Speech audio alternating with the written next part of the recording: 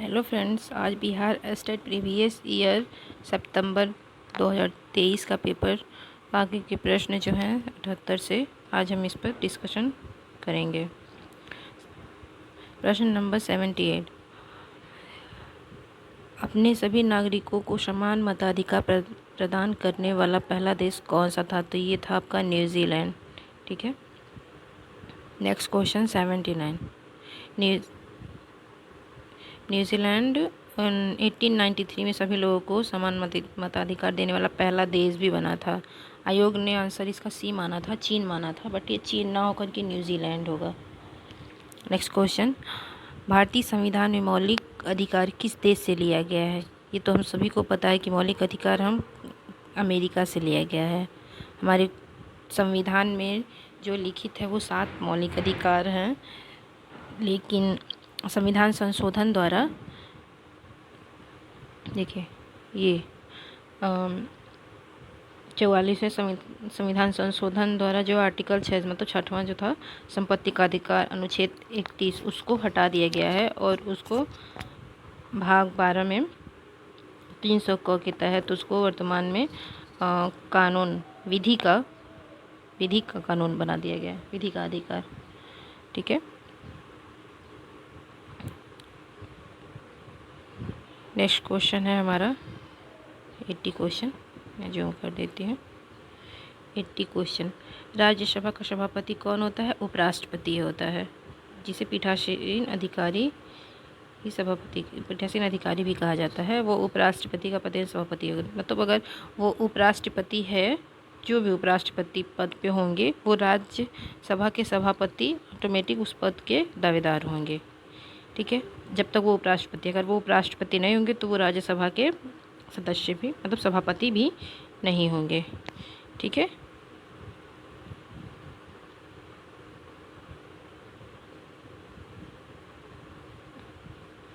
अगला प्रश्न है 81, किसी सदस्य की मृत्यु या इस्तीफा होने के बाद चुनाव को कहते हैं उपचुनाव। ठीक है, उपचुनाव होता है। अगर कोई भी सदस्य हैं जो अपने पद पर हैं, उन्होंने इस्तीफा दे दिया या फिर उनकी मृत्यु हो गई, इस स्थिति में उपचुनाव होता है। 6 महीने के अंदर उपचुनाव किया जाता है।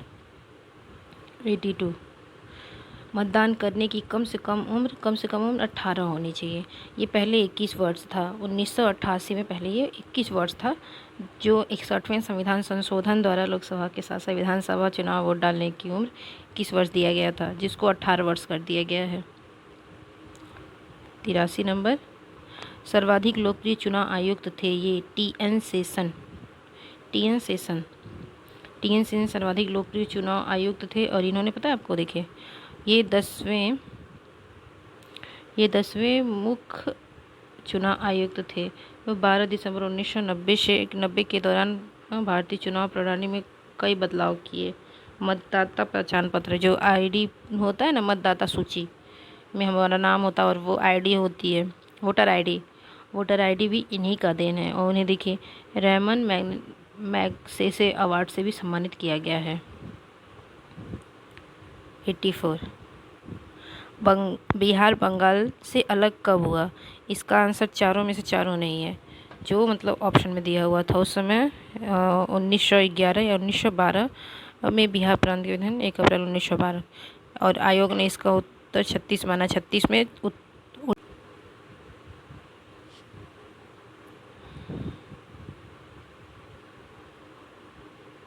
85, भारत में आपातकाल सर्वप्रथम लागू हुआ 1962 में। सर्वप्रथम आपातकाल लागू हुआ था उस समय जब भारत और चीन का युद्ध चल रहा था सियाचिन में।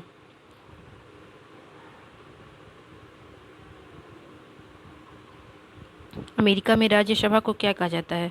अमेरिका को राज्यसभा में सीनेट कहा जाता है, और ये क्या नाम है, हाउस ऑफ लॉर्ड्स, ये आपका ब्रिटेन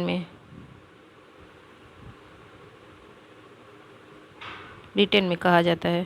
ठीक है, कुछ बताते हैं इधर। अमेरिका में व्यवस्थापिका का कांग्रेस का, अमेरिका में जो व्यवस्थापिका होता है उसको कांग्रेस कहा जाता है। इसमें 2 सदन होते हैं, एक प्रतिनिधि सभा लोकसभा होता है और सीनेट राज्यसभा। ठीक है, और जो ये सीनेट होता है, राज्यसभा जो होता है वो द्वितीय, यही उच्च सदन होता है और इसी में जो वहाँ के राष्ट्रपति होते हैं इसी के अंदर सारा अपना काम वगैरह देखते हैं। भारत के संविधान में निम्नलिखित में से कौन समानता के अधिकार में शामिल नहीं है? कानून की समझ समानता है, अस्पृश्यता का है, रोजगार है, लेकिन आर्थिक बराबरी ये नहीं है। ठीक है, ये नहीं होता है। तो आपका आंसर हो जाएगा, 1 मिनट, तो आपका आंसर हो जाएगा ऑप्शन डी। कानून की समझ समानता आपका आर्टिकल 14 में हो जाएगा, अस्पृश्यता 17 में हो जाएगा, और ये आपका रोजगार के अवसर 16, आर्टिकल 16 हो जाएगा, यहाँ दिया हुआ है। ठीक है, नेक्स्ट क्वेश्चन। प्राथमिक शिक्षा के मौलिक अधिकार को संविधान में कब जगह दी गई? ये हो जाएगा आपका 2002 में। 86वें संविधान संशोधन 2002 के द्वारा प्रारंभिक शिक्षा को मूल अधिकार बनाया गया है, जिसमें आर्टिकल 21 क मतलब 21A जोड़ा गया था, और 6 से 14 वर्ष के बच्चों के लिए निःशुल्क प्रारंभिक शिक्षा, निःशुल्क एवं अनिवार्य प्रारंभिक शिक्षा।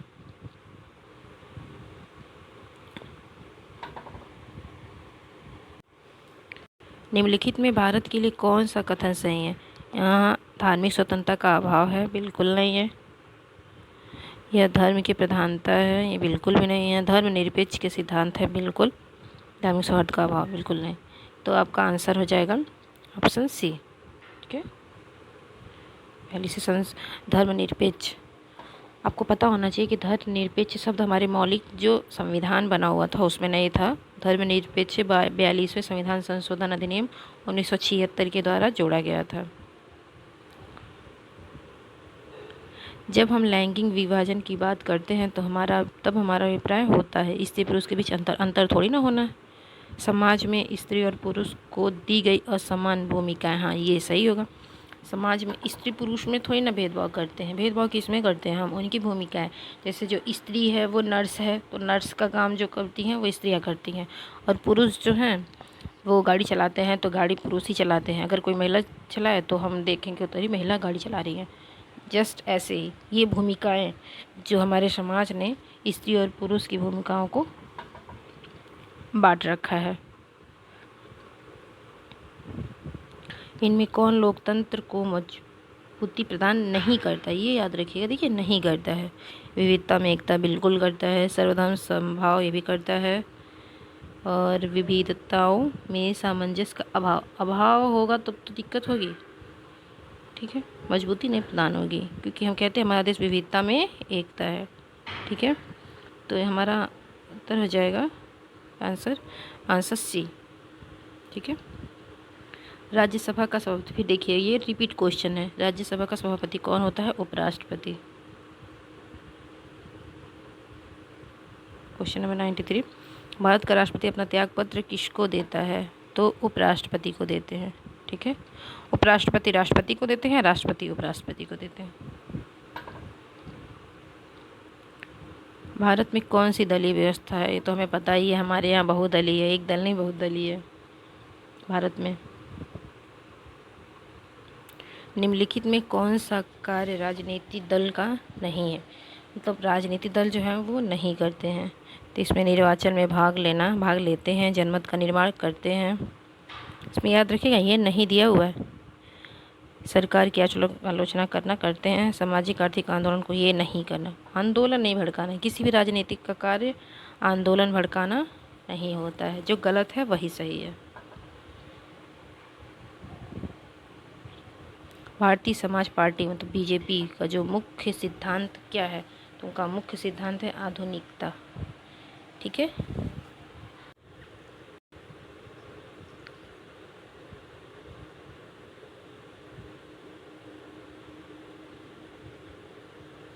आधुनिकता था। ठीक है, लोकतंत्र की उपलब्धियों में सबसे अधिक सहायक क्या है? सबसे अधिक सहायक आपका विकास होगा। ठीक है, विकास, डेवलपमेंट।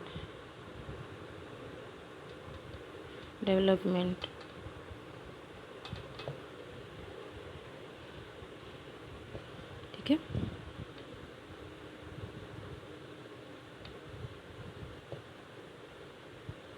यहाँ कुछ पॉइंट्स हैं, देख लेते हैं। लोकतंत्र की उपलब्धि में सबसे अधिक सहायक व बेहतर विकास, देखिए विकास को माना गया है।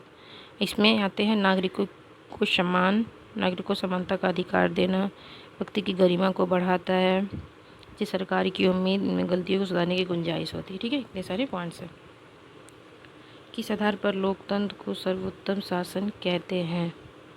तो इसका हो जाएगा जनमत। जनमत मतलब एक जन जो अपना वोट देते हैं, जनमत हो जाएगा। भारतीय लोकतंत्र की कमजोरियों को दूर करने का सर्वश्रेष्ठ उपाय सुधारात्मक कानूनों का निर्माण। अगर कोई भी कानून हो उसमें सुधार हो, अगर सुधारा जाए तो वो जो लोकतंत्र है उसमें जो कमजोरी होगी उसको कमजोरी को दूर किया जा सकता है। ये हमारा आखिरी सवाल है 100। भारत में निष्पक्ष निर्वाचन की प्रक्रिया के संचालन का दायित्व किस पर है? तो निर्वाचन आयोग का है। ठीक, निर्वाचन आयोग का। यहाँ कुछ पॉइंट्स हैं, हम देख लेते हैं। निर्वाचन आयोग की स्थापना 26 जनवरी 1950 को हुआ था। 25 जनवरी 1950, 26 जनवरी जब हमारा देश मतलब गणतंत्र हुआ था 26 जनवरी को, उसके एक दिन पहले 25 जनवरी को निर्वाचन आयोग की स्थापना हुई थी, जो भाग 15 अनुच्छेद 324, 329 से लेकर के आयोग से संबंधित है। इसमें 6 वर्ष या 65 वर्ष दोनों में से चुनाव आयोग का जो कार्यकाल होता है वो 6 वर्ष का होता है और 65 वर्ष तक। इसमें से जो भी पहले पूरा, मान लीजिए कि किसी का कार्यकाल 6 वर्ष का है लेकिन वो 63 वर्ष के हैं और 64-65 2 साल बाद ही उनकी जो आयु है वो 65 हो जाती है, तो उनका कार्यकाल ख़त्म हो जाएगा। और हमारे वर्तमान चुनाव आयुक्त हैं राजीव कुमार।